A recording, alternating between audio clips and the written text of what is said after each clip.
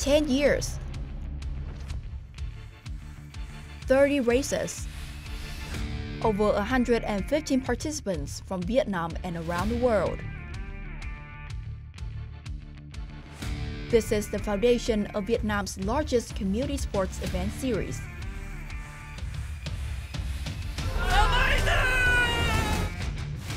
Featuring challenging trails across mountains and forests. Mỗi năm tôi muốn chinh phục một cái cự ly để thử thách bản thân của mình, thử thách tuổi trẻ của mình. Nếu mà chúng ta có ý chí mạnh mẽ này và nghị lực thì chúng ta cũng sẽ vượt qua nó một cách dễ dàng thôi. Majestic scenery, a unique travel experience unlike anywhere else.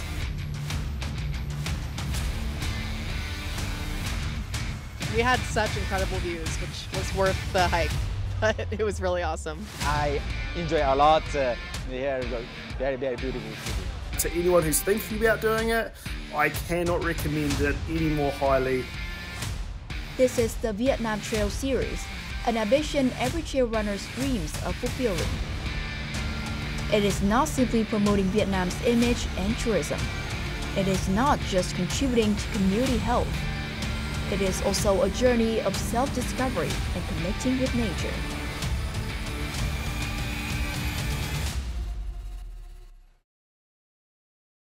So those were the impressive images of the Vietnam Trail Series, one of the most popular community sports activities in Vietnam, and we are very happy to have David Lloyd, the sport director behind the success of this series. Welcome to Talk Vietnam, David. Thank you. Are you busy with the Vietnam Jungle Marathon in Phu Luông, which is happening in a few weeks? Yeah, very busy with that right now. So we've been out there a lot lately preparing for the race, and it's always a great pleasure to get out to Phu Luông, which is an area that is really special to me among all of our races. So we're very busy, and we're very happy with how the preparations are going. You know, the northern Vietnam just experienced historical flooding.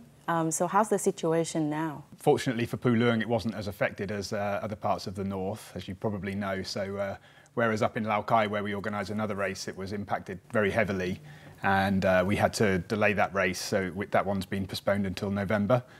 By contrast, in Thanh Hóa and Phu Luông, the effects were much less. So we're able to go ahead with that race. So before that, Phu Luông Marathon, how many races have you organised? Well, we've got 4 in our series now. So we have the race in Phu Luông Thanh Hóa, we have a race in Mộc Châu Sơn La, and Vietnam Mountain Marathon in Lao Cai in 𝗧𝗏, like we already said. And then we have Mai Châu as well. But the total number, we've organised around 30 editions of all of the races now. Over the past 10 years. 10 years. It's such a long commitment to Vietnam. So how did you come to Vietnam? What brought you to Vietnam, and why did you choose to stay? What brought me to Vietnam, it was not my decision, it was my wife's decision. So we got married back in England, and then our plan was to go travelling and working for a couple of years. And originally the plan was 6 months here, 6 months in Nepal, and then go to Argentina, where I had a friend, and I was planning to do some work out there. And in fact, I was learning Spanish when we first came here, and I had my guidebook for Nepal. I've never been to Nepal, and I haven't been to Argentina either, so we loved it here and ended up settling here. So as I say, 6 months turned into more than 10 years now. I was doing a lot of writing work at that time, so and it was a good time for Vietnam, travel writing particularly. There was more interest internationally in travel here. So I was working with publications like New York Times and some guidebooks published in the UK, such as Footprints. As a journalist or a photographer? As a writer and photographer, but the writer was the main thing. And then I started a cycling tour company as well called Velo Vietnam, which takes people on mostly in the north, but also in central Vietnam on bike tours, road bike tours, sort of long distances each day. It made sense to stay because we were enjoying it. So, and there's many reasons for that, but one of them is that we started a series, and it's a great job. In 2011, when David Lloyd came to Vietnam seeking sports-related travel experiences, he had no idea that this would tether him to this country. Using the experience from his travels across Vietnam, he wrote travel guides for the renowned and widely distributed European publisher Footprints, and penned numerous articles introducing Vietnam's beauty to the readers of big-hit magazines and newspapers. He also co-founded Velo Vietnam, offering international visitors long and unique cycling tours across the country. David Lloyd is well known to sports enthusiasts for his 14-hour endurance cycling challenge on Ba Vì Mountain, Hanoi, to raise funds for newborns Vietnam. The Mountain Ascent Challenge was equivalent of cycling up Mount Everest. A pivotal turning point came in late 2013 when David and fellow sports enthusiasts organized Vietnam's first long-distance trail run, the Vietnam Mountain Marathon in Sapa, establishing a series that continues today. So you have a very athletic lifestyle. So what brought you to the role of sports director of VTS? Well, for me personally, it goes right back sort of more than 20 years to the mountains in Wales, where I really fell in love with mountain running. We started with VMM in 2013 as a passion project, really. When I came here, because there wasn't any trail running scene. So yeah, VMM began really through passion from a group of us with a love for trail running and a love for the Vietnam mountains, and actually a complete lack of trail running in Vietnam. So at that time, there was no trail race, there was no ultra race, and there wasn't really any trail running community either. So for example, outside Hanoi now, if you go out to 𝗵𝗲𝗃 Mountain and 𝗧𝗏𝗃, you'll see hundreds of runners every weekend. But back then, you would see no runners. We started it through because of passion and because there wasn't anything. So from 2013, with 200 runners, almost all overseas, almost all international runners. So the journey of VTS began with the first Vietnam Mountain Marathon in Sapa in 2013. So tell us more about that. How different is the 2013 event compared to the 2024 event? Yeah, extremely different. So 2013, 200 runners, and 2024, maybe there'll be 5,000. Couldn't be much more different in terms of scale. Yeah. Totally different in terms of who's running, because as we said before, those 200 were almost all international runners, and now we've got thousands of Vietnamese runners, which is excellent and a massive change. If you look at old photos, you can count the people on the start line and there's space in between them, and now you look at it and it's a huge crowd. And in those early days, there wasn't even a start arch. We just had a bit of tape across the road. I think we had no banners at all, no microphone. And the distances, of course, we used to have 70K was the ultra distance. And yeah, I remember people looking at them, people like they were completely a superhero for finishing 70K. And now I almost feel a bit sorry for the 70K runners at VMM, because you've got the 100K and then the 100-mile runners who come in and take all the limelight. Kilometers. So after that 2013 VMM, what made you feel confident to continue it? 2013 was a success, I think, because it is a great course. It's an amazing landscape to run through up in Sapa. So you had a great course. It was an awesome atmosphere. Small number of runners coming together and creating something very, very sort of intimate, and it was a beautiful weekend. I think all of us at the beginning thought 200 was great, so we were happy with that as a starting point. And then so that was enough. So if it hadn't grown and grown, we would have kept doing it, I'm sure. But it did grow. So between 2013 and 2016, it went up to from 200 to around 1,500. So at that point, we were definitely confident to bring in more full-time focus on it and expand it. So it was a high level of confidence that we could rely on the growing number of people interested in sport to add more races. Yeah. The Vietnam Mountain Marathon debuted in 2013, bringing new energy to Vietnam's sports scene when professionally organized community events were scarce. The event's longest distance, 70 kilometers through Sapa's mountains, saw just one finisher. However, the unique race experience generated significant buzz. The marathon has grown over the years, attracting even greater numbers of Vietnamese and international runners. In 2016, David and his team expanded the race into a series, including new race location and distances. Vietnam Jungle Marathon introduces runners to the nature reserve in Pù Luông, Thanh Hóa. Vietnam Trail Marathon opens in the blossoming springs of 𝗵𝗃-Sơn-La. The latest is the Vietnam Ultra Marathon, which is unfolding in Mai Châu, Hòa Bình, one of Vietnam's most famous tourist destinations. Maximum distances increase up to 100 kilometers and then 100 miles or 161 kilometers, setting extreme challenges for the participants.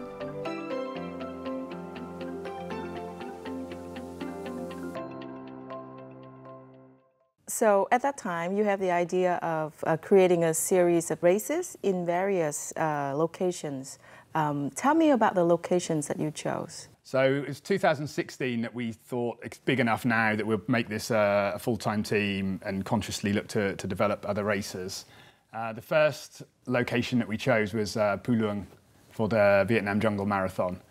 And so that one we were looking for really a sort of a jungle location and also somewhere that was would really take people to somewhere that would feel adventurous.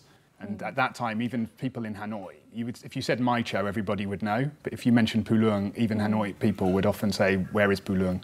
So we found somewhere that we thought was this sort of unknown, sort of hidden gem.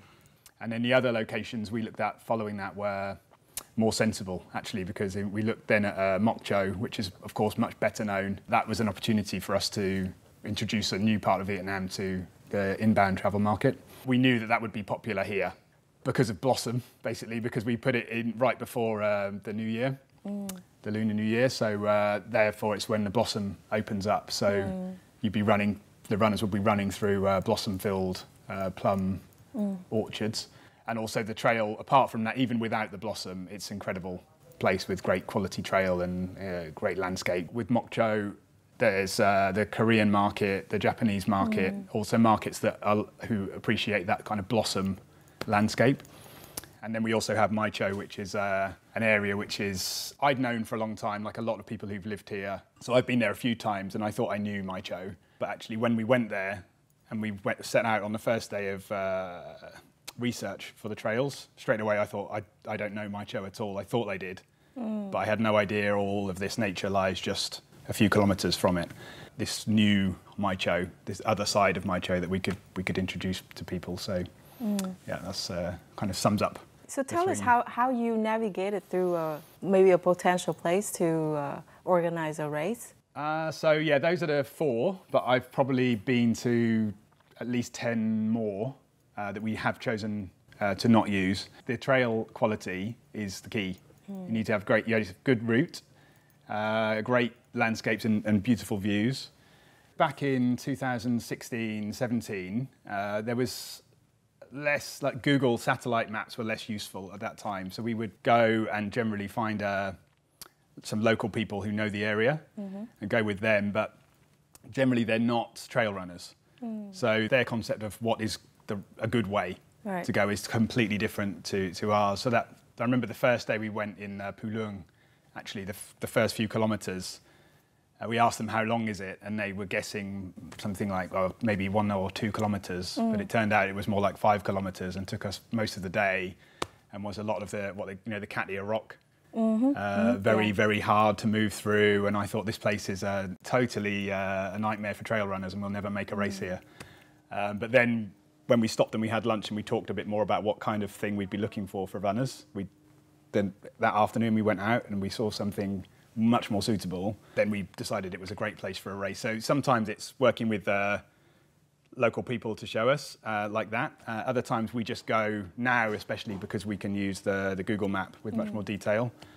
We do research on maps, and then sometimes we just go on a motorbike or no, on foot, because you can't. A lot of the places motorbikes can't go. So we're going out there based on what we've laid out on a map, on the satellite map, and just exploring it. Sometimes we get lucky along the way and we'll meet somebody. Maybe it's a farmer, maybe it's a village, and sometimes we'll meet someone and talk about what we're doing, and they'll say, oh, we know a good trail this way, and then we go with them. There's a lot of stories of, we used to joke that we always would say we'd get back before dark, and it was always pitch black by the time we got back, because they always ran on a lot longer than we thought they would. Okay, so maybe tell me some difficulties you faced in organizing, such a big event. At the beginning, it was harder, of course, because we had less experience, but now we've done so many, the difficulties are less. We have the good people that we have in the team to take care of it. What's the most challenging part of the job? Actually, the race weekends are, of course, the most challenging, and it would be Vietnam Mountain Marathon because it's the biggest event and it goes on for more days. So everyone has a different job, and so for the people working on the checkpoints, they're working very long hours and dealing with thousands of runners coming, and yeah, we're dealing with a lot of many people, and sometimes quite emotional. Yeah. How did you ensure the safety of runners? From the runner side, now if people want to run a 50-kilometre race, for example, they need to have already done a 21k race. So when they sign up, we have a box on sign up to ask their link to prove their experience in another race. That's one thing. And then if you go up into longer distances, then the requirement for their previous experience is also a longer race. We also set out kind of mandatory kit that people must carry when they go on the trail, including things like enough the ability to carry enough water and certain other things that they must take with them. And then from our side, of course, we do a lot of the work. It's pre-race on the inspection, setting out the course. We have sort of a minimum or sort of a longest distance between checkpoints, 12 or 13k, so people will come to a checkpoint frequently enough. A very key thing is the marking. So when people join a trail race, they may have the GPX on their watch so they can follow the route, but much more important is they follow the marking that we put along the way. And we pay a lot of attention to that being very good. For amateur runners, completing a full marathon, like 42k, is already a very challenging task. But then VTS extended the length to 50, 70, and 160, as you said. So the number of athletes participating in ultra-long distances is increasing. And athletes from Vietnam are also taking more championship positions.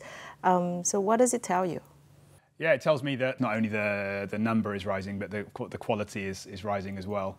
In fact, at the beginning, when we had one Vietnamese female ultra finisher, we put her on stage to say, look, a Vietnamese runner is, and now if we put the Vietnamese women on stage, there's not enough space on the stage, obviously. So, yeah, it's transformed completely. Right at the beginning, all of the podiums were international runners. And slowly more and more, particularly at the beginning on the men's side, the Vietnamese runners started to take the podiums. And then started to go overseas and take podiums, and then we had the local star from Sapa. She emerged and became the absolute #1 in Vietnam. So she is really inspiring for a lot of people, I think, because she came to running quite late. So she came to our Vietnam Mountain Marathon, 21k, first proper trail race, beat everybody, including all the men. And then she came to Vietnam Trail Marathon 70k, won that. And now she's winning races in Australia. She won a race in Thailand, and she was 4th at the biggest race in the world a couple of weeks ago. So the quality, there's no doubt, it's not just within the region, it's worldwide quality now. So yeah, it's a very exciting time, I think, for Vietnam. And I'm excited to see what is coming next, because there's 100 million people, and there's definitely another one in there, or more than one, really good talent, and I'm hoping that we can discover them. 𝗵𝗲𝗃𝗧𝗏, a teacher from Lào Cai, has never received professional running coaching. To improve her fitness, she started with shorter distances in the Vietnam Trail Series and shocked many when she consistently outperformed international competitors to win championships. Mình bỏ ra thời gian để tập luyện và rất là nghiêm khắc với bản thân. Cuộc sống cũng giống như là đường chạy. Nếu mà chúng ta có ý chí mạnh mẽ này, sự quyết tâm và nghị lực thì chúng ta cũng sẽ vượt qua nó một cách dễ dàng thôi. Before 𝗵𝗲𝗃𝗧𝗏, the Vietnam Trail Series helped discover many names that later become prominent figures in the Vietnamese amateur sports community. They not only frequently won domestic sporting events, but also consistently impressed at major international races. Những cái bạn của tôi tham gia rất là nhiều, từ đó tạo cái sức hút của tôi. Cái độ khó nó tăng dần theo quy mô giải, và mỗi năm tôi muốn chinh phục một cái cự ly để thử thách bản thân của mình, thử thách tuổi trẻ của mình. Về đích là em cảm thấy là cái ước mơ của mình. Thực sự là em cũng có ước mơ là chạy bộ và cầm lá cờ này. For many runners, it's about pushing their limits and finding new meanings in life. These challenging trails help them accomplish that. Bộ môn là chạy bộ địa hình thì nó là cả một thách thức. Mình leo cái con dốc rất là mệt và xuống dốc mình rất là sợ, chân mình rất là chùn, vấp ngã rất là nhiều. Cái vấn đề đấy nó không làm mình chùn bước. Mình chỉ nghĩ là khi mình không làm được nhanh thì mình sẽ làm từ từ và cẩn thận hơn. Khi mà mọi người nhìn thấy mình trên đường chạy, mọi người chia sẻ với mình là nhìn thấy mình, mọi người có một cái động lực đi tiếp nhiều hơn, có một cái tinh thần không lùi bước nữa. Whether it's 5 kilometers, 10 kilometers, or astonishing distances like 100 kilometers or 161 kilometers, participants in the Vietnam Trail Series share the goal of achieving the seemingly impossible.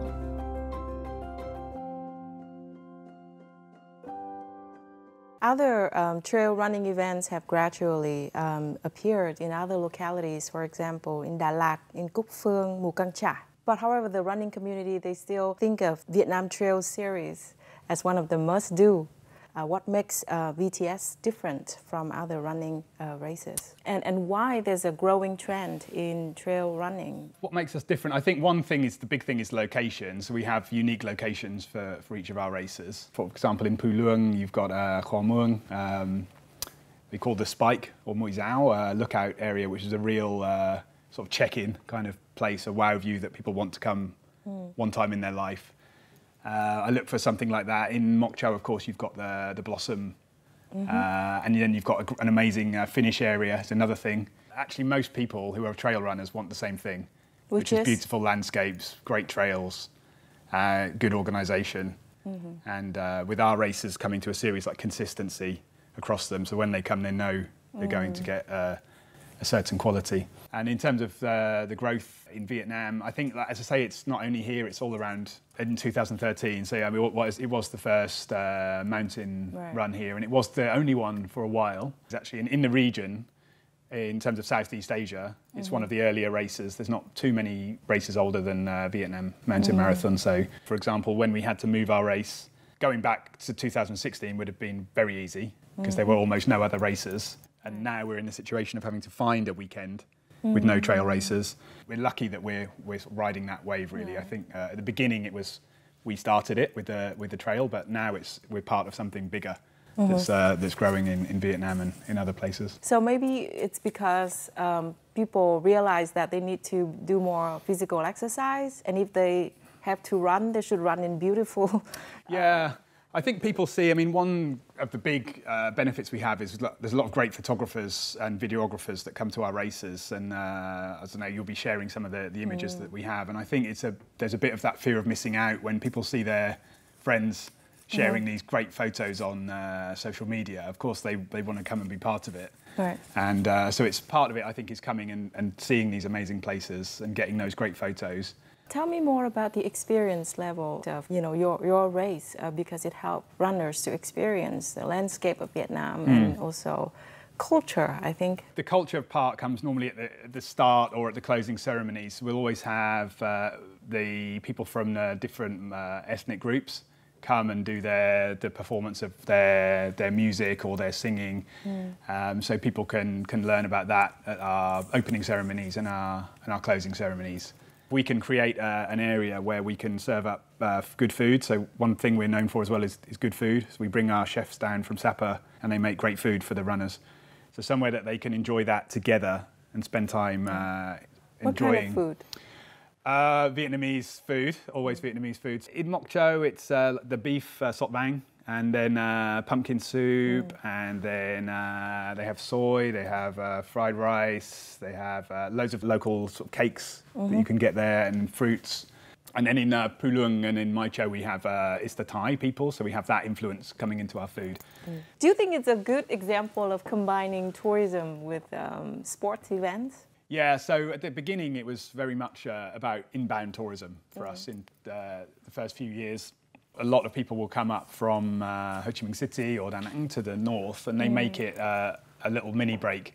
So it becomes a domestic tourism market as well. So we see up to sort of 50% of people coming from within Vietnam. I mean, coming from the south, from Ho Chi Minh City or central Vietnam. Right. They're coming on holiday. So it's a really good thing for boosting the local tourism economy in each of the places where we work. We also need support from the local government. So we might go there and find that this place has everything, but if the government aren't behind it and have that vision, then it won't work. At the beginning, with the second race in Pu Luang, there wasn't, because at that time Vietnam Mountain Marathon wasn't huge, and there was only the one race for us to show them. But now when we go to somewhere, like for example, when we went to Mai Châu, we could show them this is what happens in Moc Châu, this is what happens in Sapa. If they connect with that, and which they did very quickly in Mai Châu, then everything is much smoother, because it's a mutual benefit. Yeah. So they support us, and then we bring not only the tourists for the weekend, but it's one massive advert for the area. When thousands of runners are all sharing beautiful photos of Mai Châu or Sapa, then it's promoting it within Vietnam, and then the international runners, of course, are spreading the word. With over a decade and 30 events under its belt, the Vietnam Trail Series has attracted more than 115,000 participants across all its distant categories. Many amateur athletes from Vietnam and other countries view the races as exciting parts of their travel experiences with family and friends. Anh em runner của Lào Cai này, rồi là của Phú Thọ hay là của Hà Nội đã lên đây để giao lưu với nhau, để có những giây phút để trải nghiệm một cung đường thật là tuyệt vời của Sapa. Chạy qua những cái ruộng bậc thang hay là những con dốc trong rừng này, hay là chạy qua những cái bản làng được mọi người cổ vũ rất là nhiệt tình, thế nên là rất là hưng phấn để mà chạy, cố gắng để chạy hết ly ạ.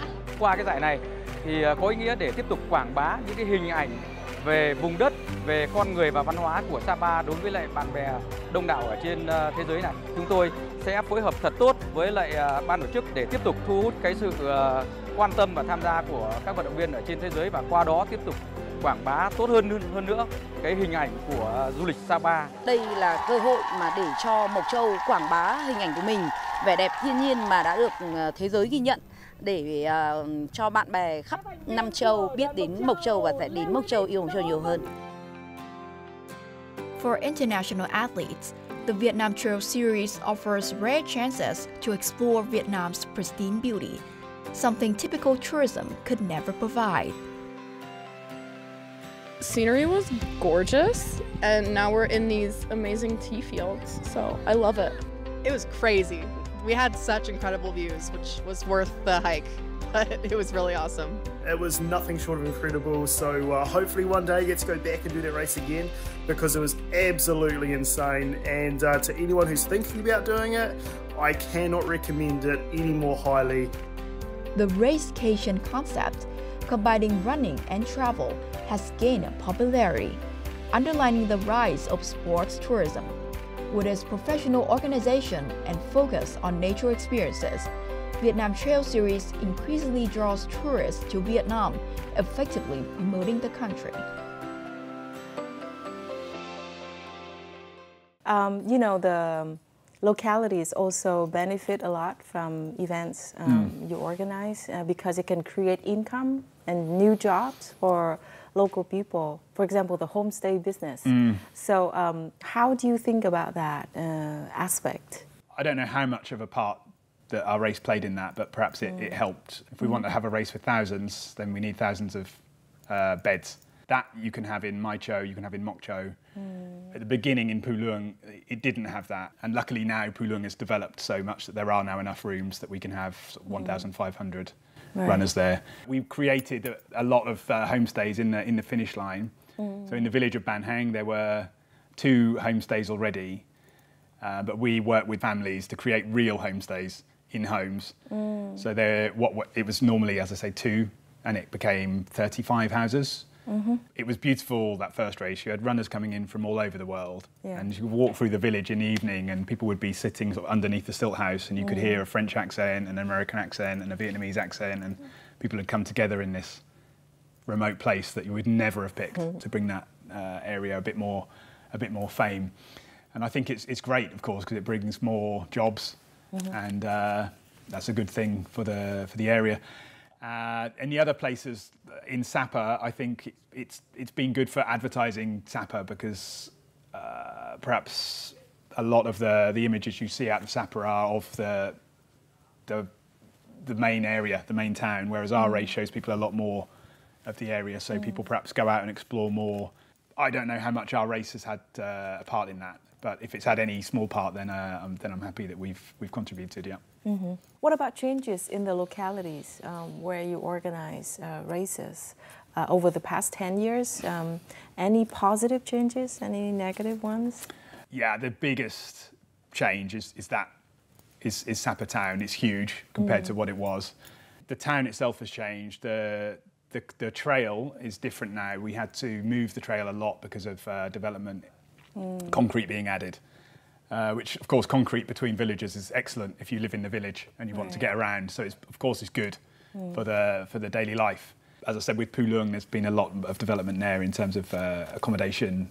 When we began, there was one hotel with a swimming pool, and now I don't even know how many there are. So there's been a massive change there. And I think for the most part, it's positive. That generally the development has been good, for sure. And we just have to adapt to make sure we keep taking runners onto the trail and into the nature around it.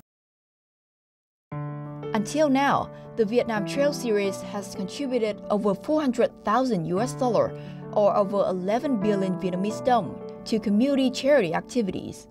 Their contributions support organizations like Newborns Vietnam, aiming to reduce the mortality rate in newborns, and Operation Smile, changing the lives of children with cleft lips and palates. One of the most prominent impacts was via Blue Dragon Foundation, which helps homeless children and victims of human trafficking in Vietnam. With funding from the Vietnam Trail Series, since 2020, the Blue Dragon Foundation has rescued 26 trafficking victims, provided safe housing for 61 homeless children, offered emergency care for 97 children with psychological trauma, and supplied 420 nutritious meals to children and families in difficult circumstances.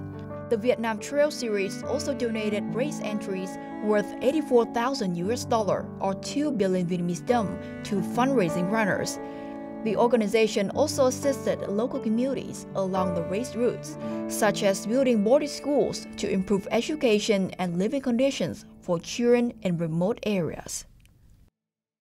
VTS was able to raise over 11 billion Vietnamese đồng, right, for charitable activities. So tell us more about that.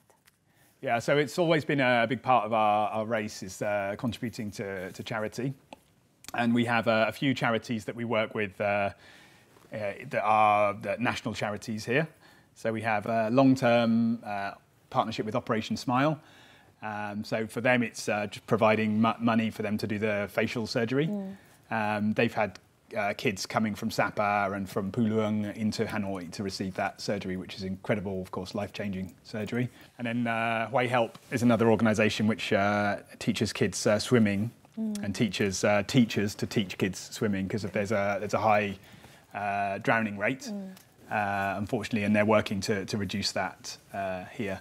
There's some of the examples, and then we also do some work ourselves. So, for example, around the race course, one example would be at Vietnam Mountain Marathon in 𝗧𝗏. There's a lot of schools that we've helped construct. Actually, last week, when I was up in 𝗧𝗏 checking and doing some work on that race, we stopped and went and checked out one of the houses that has been built there by us, and we just, because there was some landslides quite close to it, so we wanted to go and see was that affected by the storms. We said before we take money every year and donate it to different projects. Normally, a percentage of it will go to a national project, but given the impact of the storm, we took the 100% of this year's funding and committed it to the recovery efforts. There was road clearance that needed to be done and people who'd lost everything.